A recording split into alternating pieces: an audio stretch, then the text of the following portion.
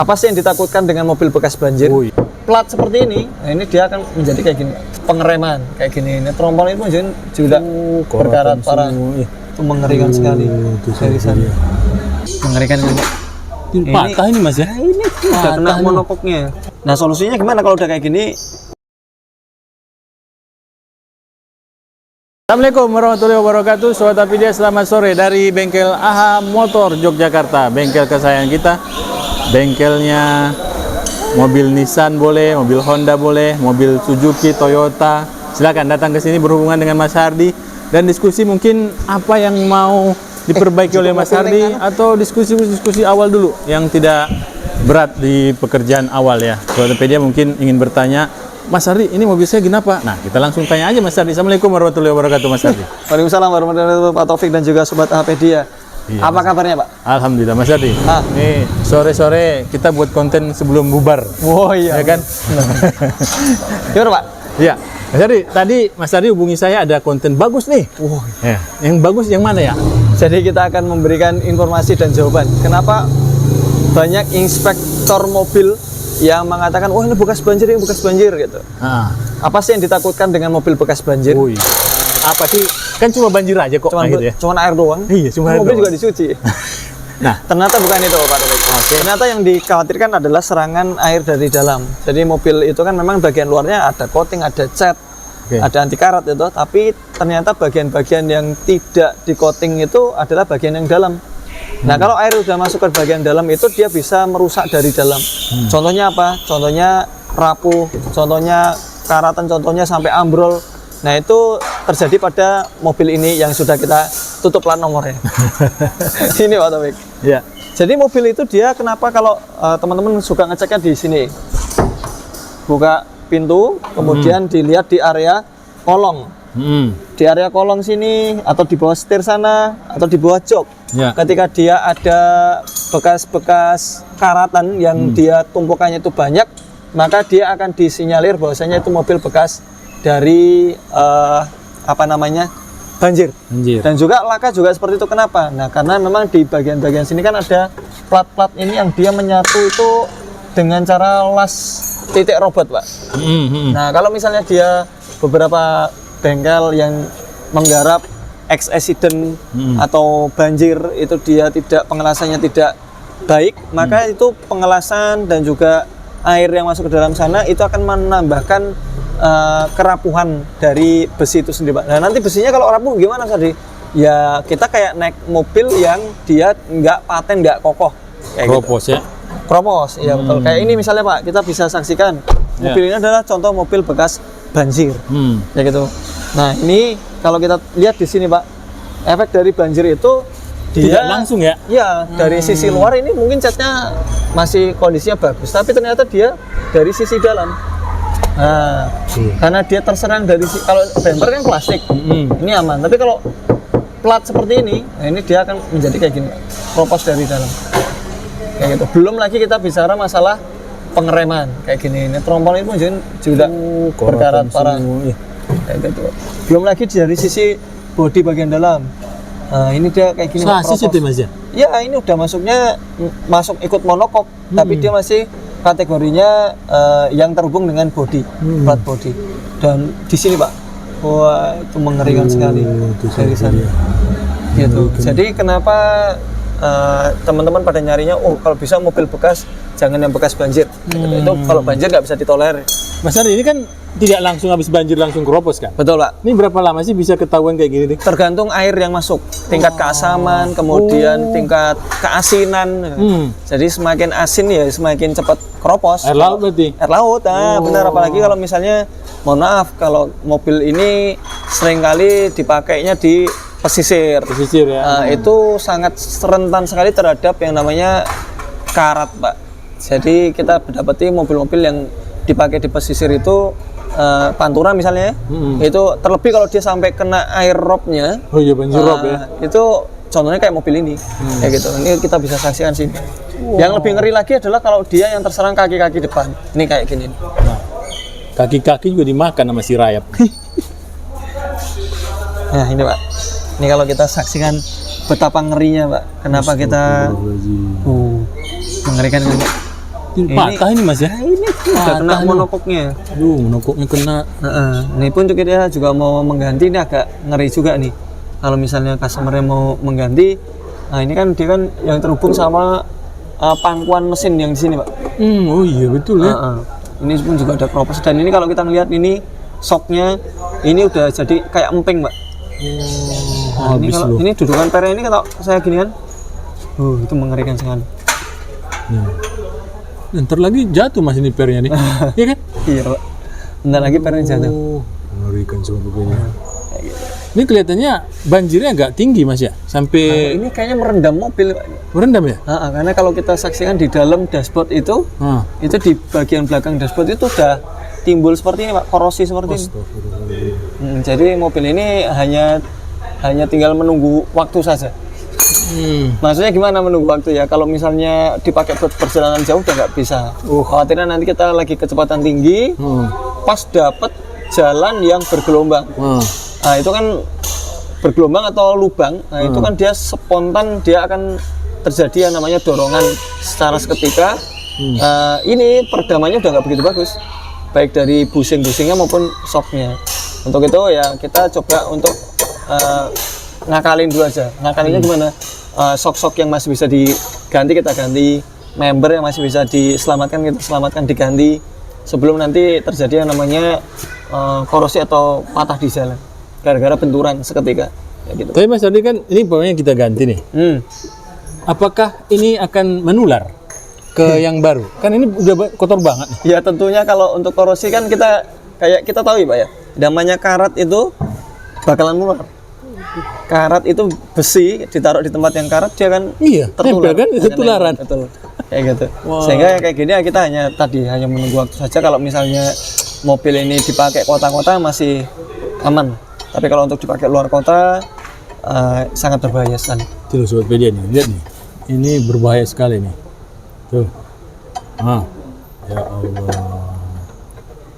Nah, solusinya gimana kalau udah kayak gini? Ganti BPKB aja, Pak. Oh iya ya, betul ya.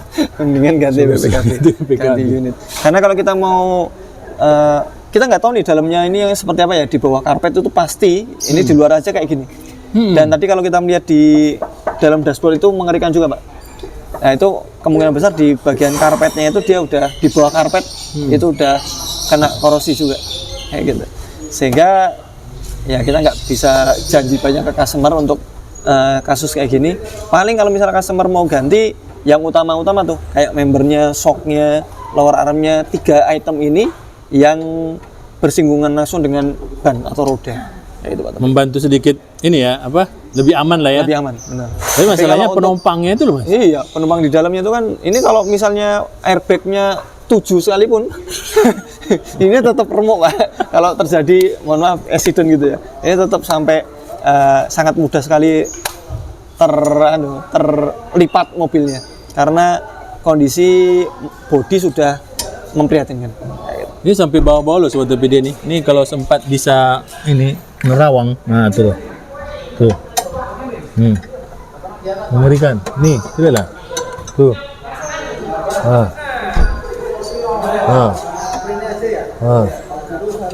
Ya Allah, ya Rahman. Nah, Mas Ari, kalau untuk mesin kena nggak? Untuk mesin, ini juga mengerikan juga. Kalau mesin nggak kena. Maksudnya pasti di dalamnya ada bibit-bibit air ya. Tapi kalau kita melihat dudukan mesinnya, ini mulai dari sini, Pak. Waduh, ya Allah. Habis sobat TPD itu. Makanya kita sarankan ganti BPKB, Pak. Terus di dalam sana, di belakang.